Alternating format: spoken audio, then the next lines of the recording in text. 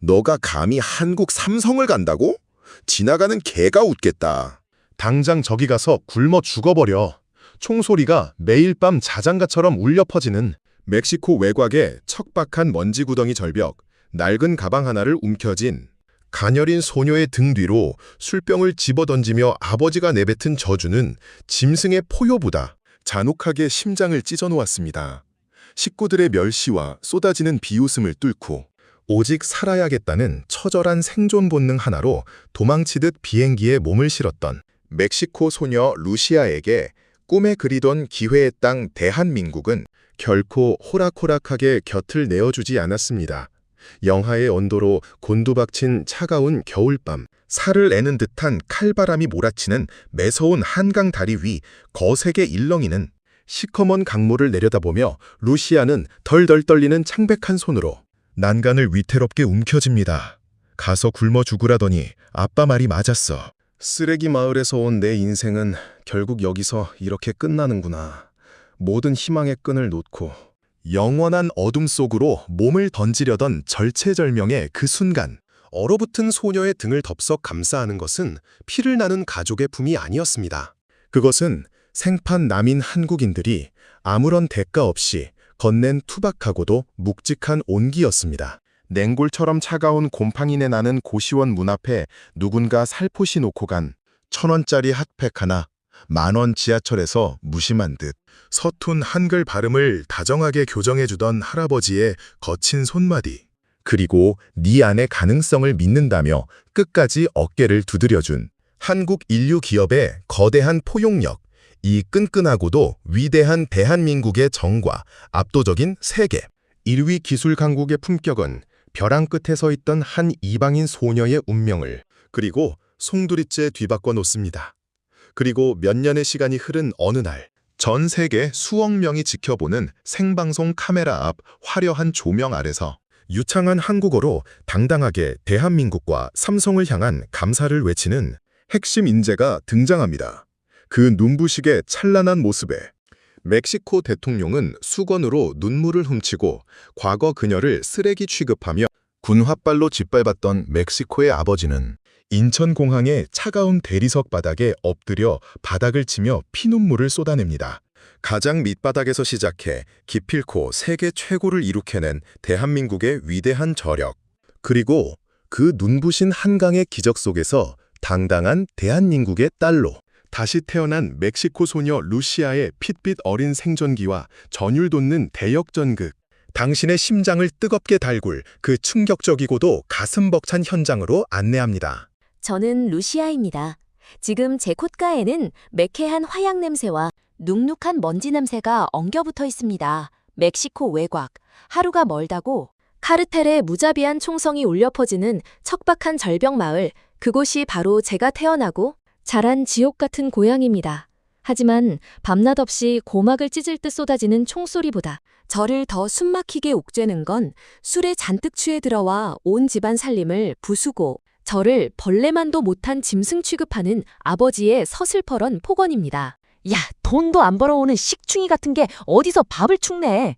오늘도 아버지가 홧김에 집어던진 빈 술병이 제 발취에서 날카로운 파열음을 내며 산산조각이 납니다. 날카로운 유리파편이 발목을 스치고 지나가 붉은 피가 배어나오지만 저는 비명조차 지르지 못하고 숨을 죽입니다. 언니들과 오빠들 역시 저를 방패막이 삼아 비웃고 조롱할 뿐 이 삭막한 집구석에서 누구 하나 상처난 제 발등을 걱정스레 들여다보는 사람은 없습니다. 지독한 가난과 대물림되는 폭력의 굴레 속에서 제가 할 수 있는 건 비가 새는 녹슬어가는 지붕 아래 웅크리고 앉아 깨진 스마트폰 화면에 의지해 하루하루를 간신히 버텨내는 것뿐입니다. 그 숨막히는 지옥구덩이에서 저를 유일하게 숨쉬게 해준 구명줄은 바로 한국의 노래, 방탄소년단의 음악입니다.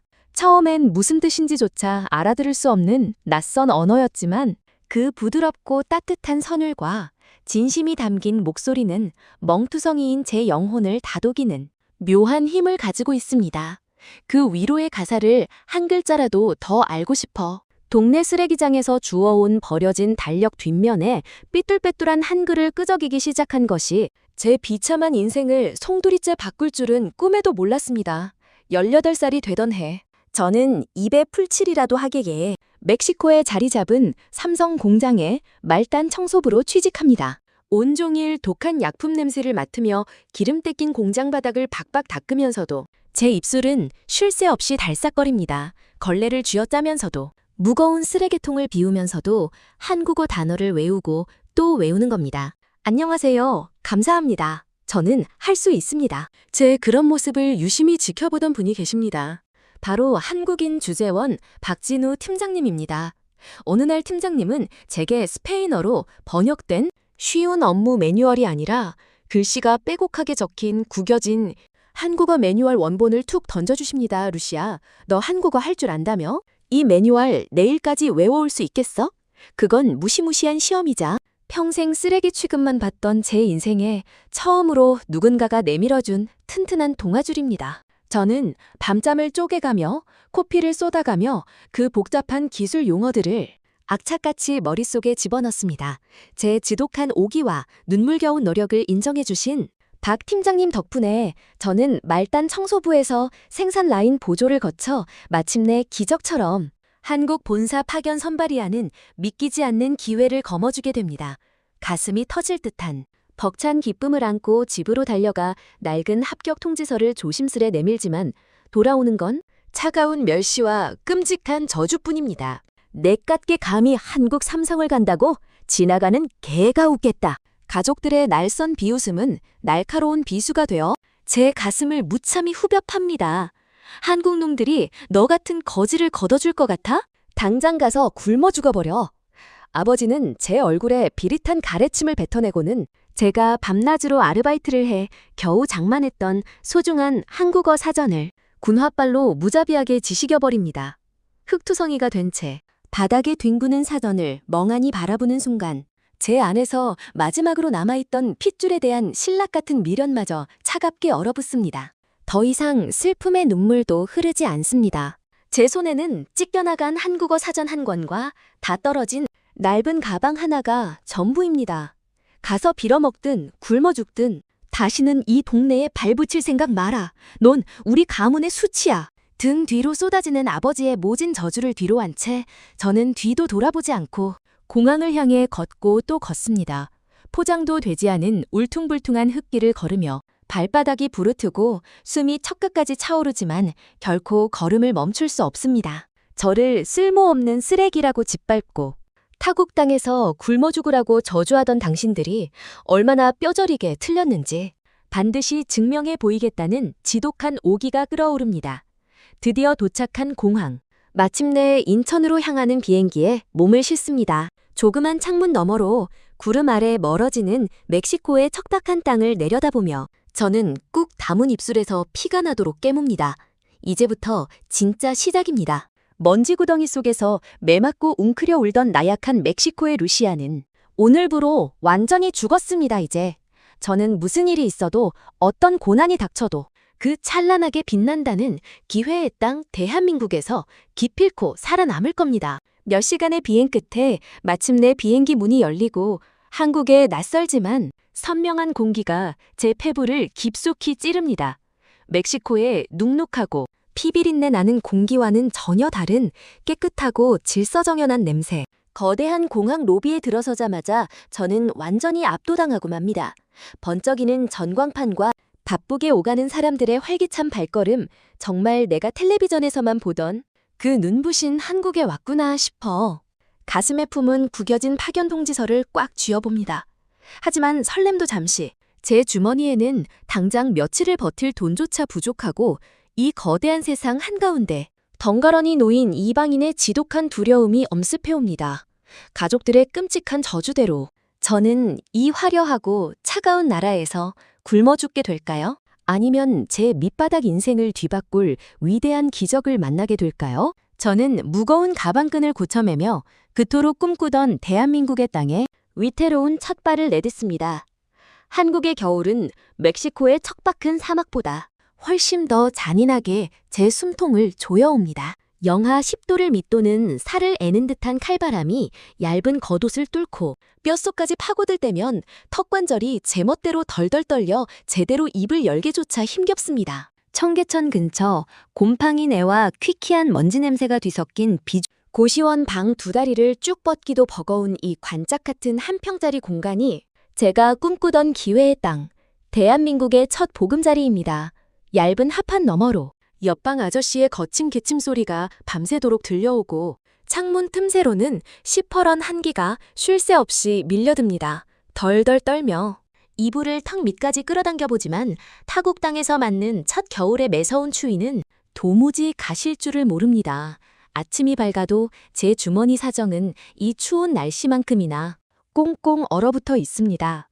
편의점 매대 앞에서 1,000원짜리 지폐 몇 장을 만지작거리며 가장 싼 삼각김밥 하나를 고를 때도 손끝이 미세하게 떨립니다. 멕시코와는 비교조차 할 수 없는 한국의 무시무시한 물가는 저 같은 이방인에게 단 하루의 여유조차 허락하지 않습니다.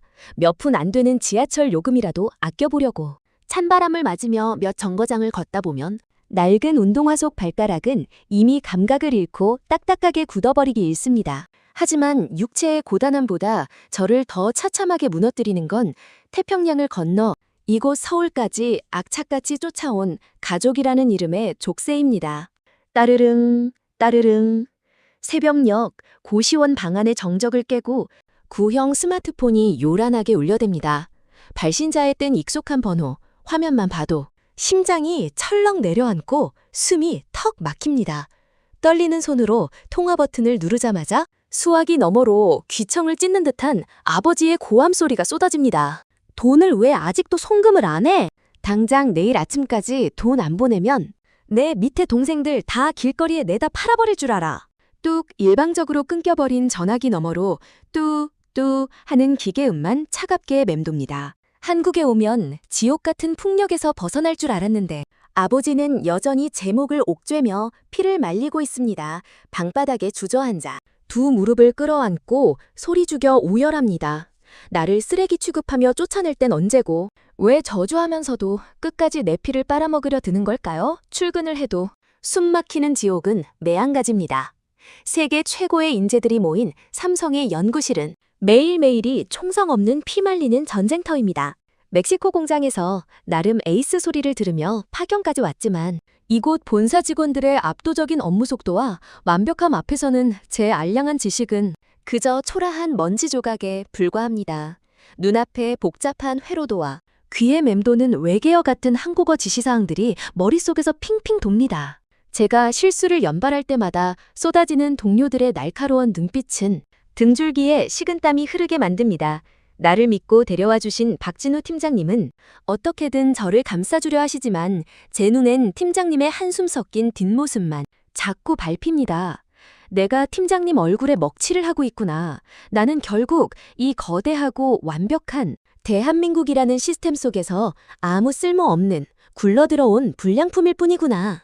지독한 열등감과 자기 혐오가 저를 무섭게 갉아먹기 시작합니다. 수천만 명이 숨가쁘게 살아가는 이 화려한 도시 서울 한복판에서 철저하게 말이 통하지 않는 이방인인 저는 완벽한 고도에 갇힌 미아입니다. 결국 지독한 외로움과 절망의 무게를 도저히 견디다 못한 저는 넋이 나간 사람처럼 발걸음을 옮깁니다. 칠흑같이 어두운 밤, 매서운 칼바람이 뺨을 때리는 한강 다리 위 화려한 네온 사인이 강물 위로 눈부시게 부서지지만 제 두 눈에는 그저 저를 집어삼키려고 시퍼렇게 입을 벌린 거대한 심연만이 보일 뿐입니다. 발 아래로. 굽이치는 새까만 강물은 마치 저의 비참한 영혼을 한 입에 집어삼키려는 듯 거칠게 소용돌이치고 있습니다. 거세게 일렁이는 시커먼 강물을 내려다보며 저는 덜덜 떨리는 창백한 손으로 차가운 철제 난간을 위태롭게 움켜줍니다.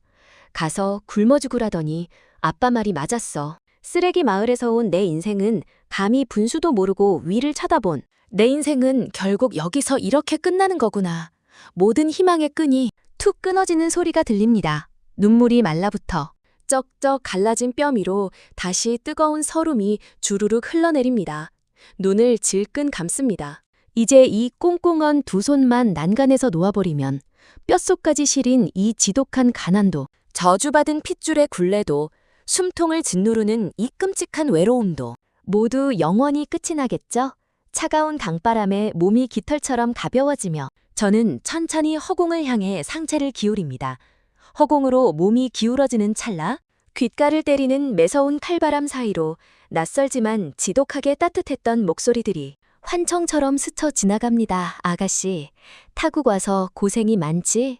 이거 품에 안고 자, 그래야 안 얼어 죽어. 며칠 전 냉골 같은 고시원 방 문 앞에 1,000원짜리 핫팩 하나와 귤 2개를 검은 비닐봉지에 담아 몰래 걸어두셨던 이점순 아주머니의 무심한 핀잔 섞인 목소리가 귓가를 맴돕니다. 그거 그렇게 발음하는 거 아니야.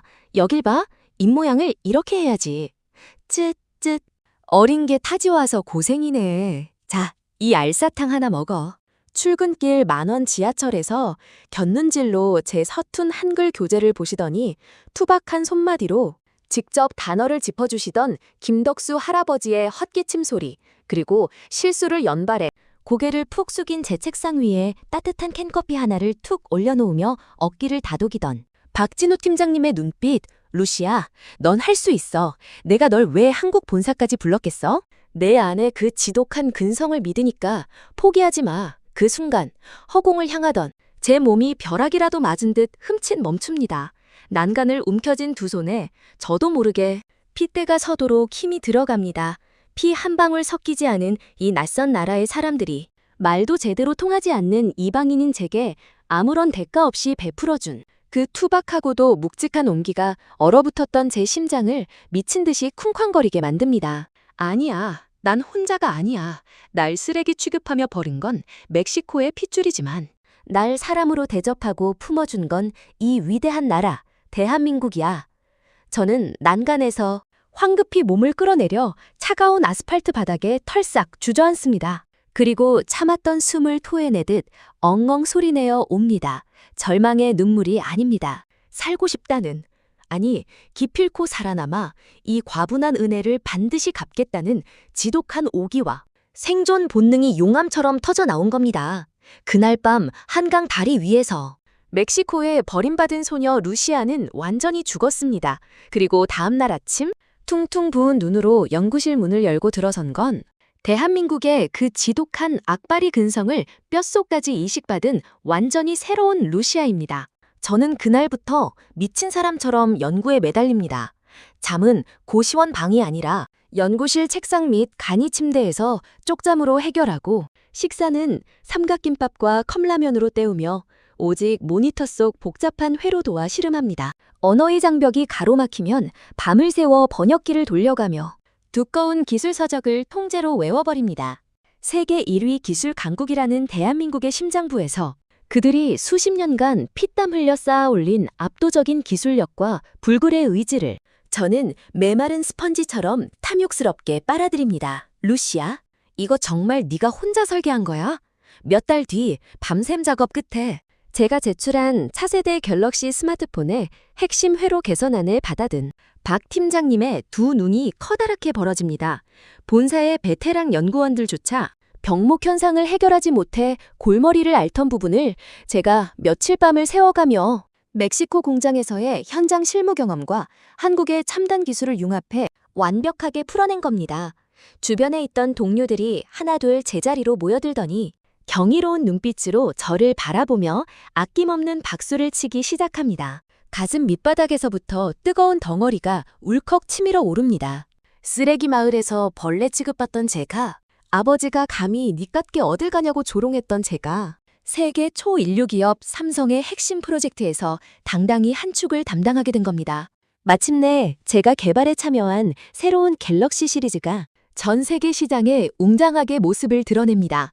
반응은 가히 폭발적입니다. 압도적인 성능과 혁신적인 기술력에 전 세계 언론이 앞다투어 찬사를 쏟아냅니다. 역시 기술 강국 대한민국이다. 삼성이 또 한 번 세계 스마트폰의 판도를 뒤집어 엎었다. 라는 외신들의 극찬이 연일 뉴스 헤드라인을 장식합니다. 연구실 한가운데 서서 전 세계가 열광하는 그 뉴스를 바라보며 저는 두 주먹을 불끈 쥡니다. 제 손끝에서 탄생한 기술이 이 위대한 대한민국의 국격을 한층 더 드높이는데 일조했다는 사실이 미치도록 벅차고 자랑스럽습니다. 멕시코 빈민가의 흙수저 소녀를 세계 1위 기업의 핵심 인재로 길러낸 나라, 어떤 절망 속에서도 결코 포기를 모르는 사람들의 나라, 불가능을 기적으로 만들어내는 나라. 이곳은 이제 제게 낯선 타국이 아니라 제 영혼을 구원하고 뼈를 묻을 진정한 조국, 위대한 대한민국입니다. 따사로운 봄바람이 한강의 은빛 물결 위로 잔잔하게 부서지는 참으로 눈부신 어느 날입니다. 제 가슴팍에는 그토록 자랑스러운 이름표 하나가 단정하게 달려 있습니다. 바로 대한민국 국민으로서 당당하게 새로운 이름을 부여받는 귀화 면접장 앞입니다. 면접장을 걸어 나오며 조심스레 가슴에 품은 작은 태극기를 어루만지는데 문득 처음 이 땅을 밟고 지독한 추위와 외로움에 떨었던 그 밤이 떠올라 왈칵 눈시울이 붉어집니다. 굶어 죽으라며 저주를 퍼붓던 가족들을 뒤로하고 도망치듯 내렸던 이 낯선 땅이 이제는 제 목숨보다 소중하고 자랑스러운 진짜 고향이 된 겁니다, 루시아. 아니, 이제 우리 대한민국의 든든한 딸내미라고 불러야 하나? 저 멀리서 익숙하고 다정한 목소리가 들려옵니다. 고개를 들어보니 벚꽃이 흐드러지게 핀 나무 아래 제 인생을 진정한 기적으로 이끌어준 은인들이 환한 미소를 지으며 서 계십니다. 곰팡내 나던 고시원 문 앞에 핫팩을 놔주시던 이점순 아주머니는 새벽부터 직접 싸신 정성 가득한 김밥 도시락을 들고 계시고 지하철에서 투박한 손으로 한글을 짚어주시던 김덕수 할아버지는 멋쩍은 표정으로 예쁜 꽃다발을 안고 계십니다. 그리고 저를 끝까지 믿어주신 삼성의 박진우 팀장님까지 피 한 방울 섞이지 않은 이분들이 지금 제게는 멕시코의 그 어떤 핏줄보다 더 진하고 애틋한 진짜 제 가족입니다. 할아버지가 헛기침을 하시며 툭 건네주신 꽃다발 속에는 작은 쪽지가 하나 들어있습니다. 루시아, 네가 우리 곁에 있어서 참으로 고맙구나. 이제 넌 누가 뭐래도 당당한 대한민국의 딸이다. 그 짧고 투박한 한 줄에 기어이 꾹꾹 참아왔던 눈물이 본물 터지듯 쏟아져 내립니다. 친아버지는 저를 가문의 수치라고 불렀지만 한국의 할아버지는 저를 존재 자체로 고마운 사람이라 불러주십니다. 이 위대하고 따뜻한 나라가 버림받은 저를 온전히 품어준 겁니다. 그런데 바로 그때입니다. 축하의 인사가 오가는 화기애애한 입구 저만치에서 낯익은 실루엣 하나가 어깨를 잔뜩 움츠린 채 쭈뼛거리며 다가옵니다. 남루한 옷차림에 주름진 얼굴, 불안하게 주위를 두리번거리는 초라한 중년의 남성. 바로 저를 저주하며 내쫓았던 제 아버지입니다. 외신 뉴스를 통해 전 세계를 발칵 뒤집어 놓은 제 인터뷰를 보고 그 길로 무작정 한국까지 달려온 아버지는 예전에 기세등등하던 폭군의 모습은 온데간데 없습니다. 세계 최고 수준의 으리으리한 인천공항 규모와 서울의 압도적인 발전상에 한번 기가 죽고 자신들이 버렸던 쓰레기 마을의 딸이 세계 최고 기업의 핵심 인재가 되어 수많은 취재진에 둘러싸인 모습을 화면으로 확인하며 두 번 무너져 내린 겁니다. 저와 눈이 마주친 순간 아버지는 벼락이라도 맞은 듯 그 자리에서 털썩 무릎을 꿇어버립니다. 루시아, 내가 짐승만도 못했다. 내가 정말 잘못했어. 네가 이 무서운 타국 땅에서 이런 말도 안 되는 기적을 일궈낼 줄은 꿈에도 몰랐다. 나를 죽여다오. 내가 너에게 지은 죄가 너무 커서 감히 고개를 들 수가 없구나. 아버지는 차가운 바닥을 두 주먹으로 쾅쾅 내리치며 짐승처럼 울부짖으며 피눈물을 쏟아냅니다. 평생을 저를 비웃고 발로 짓밟았던 그 잔인한 아버지가 이제는 대한민국의 눈부신 위상과 당당하게 성공한 딸의 모습 앞에 완전히 굴복하여 바닥에 엎드린 채 오열하고 있는 겁니다. 과거의 저였다면 똑같이 끔찍한 저주를 퍼부으며 그 자리를 차갑게 떠났을지도 모릅니다. 하지만 저는 조용히 다가가 바닥에 엎드린 아버지의 거친 어깨를 가만히 감싸 안고 일으켜 세웁니다. 아버지, 괜찮아요. 다 지났어요. 그러니까 이제 그만 우세요. 미움과 원망이 완전히 사라졌다고 하면 거짓말이겠죠. 하지만 이 위대한 대한민국이라는 나라가 그리고 제 곁에 든든하게 서 있는 따뜻한 한국인 가족들이 제게 뼛속 깊이 가르쳐준 것은 피비린내 나는 복수가 아니었습니다. 그건 바로 가장 높은 곳에서 기꺼이 상처받은 자를 끌어안아주는 숭고한 용서와 거대한 포용력이었습니다. 아버지의 처절한 통곡 소리가 벚꽃 흩날리는 한강의 하늘 위로 먹먹하게 흩어집니다. 그 뜨거운 눈물은 지난 세월의 모든 상처와 지독한 증오를 말끔히 씻어내는 참회의 눈물일 겁니다. 저는 한 손으로는 늙고 초라해진 아버지의 굽은 손을 꼭 쥐고 다른 한 손으로는 가슴에 달린 태극기를 자랑스럽게 어루만지며 높고 푸른 하늘을 올려다봅니다. 멕시코의 흙먼지 날리는 절벽 마을에서 매 맞으며 눈물 찢던 나약한 소녀는 이제 이 세상에 없습니다. 저는 이곳 대한민국에서 전 세계를 놀라게 할 혁신적인 기술을 만들고 차가운 세상에 1,000원짜리 핫팩 같은 온기를 나누는 진짜 사람으로 새롭게 태어났습니다. 저를 거두어 주시고 저를 끝까지 믿어주시고 마침내 제 인생에 눈부신 기적을 허락해 주신 위대한 대한민국. 이 벅찬 은혜 평생 가슴에 새기며 저 역시 절망의 끝에 선 누군가에게 기꺼이 따뜻한 손을 내어주는 자랑스러운 대한민국의 딸로 당당하게 살아가겠습니다.